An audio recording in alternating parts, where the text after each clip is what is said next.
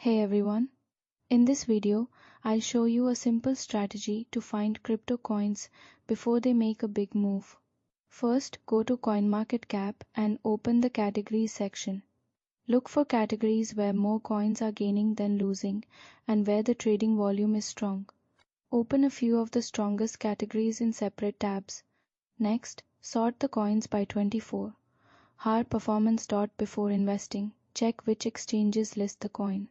If it's not on Binance, see if it's available on platforms like Coinbase, OKX, or KuCoin. Then research the project's market cap, website, team, and real-world use case. Finally, open the chart on TradingView. Look for coins near support levels and use trend lines or candlestick patterns to confirm your entry. That's it. The best strategy is to combine strong fundamentals with technical analysis and always do your own research before investing. If you found this video helpful, don't forget to like, subscribe, and turn on notifications for more crypto tips.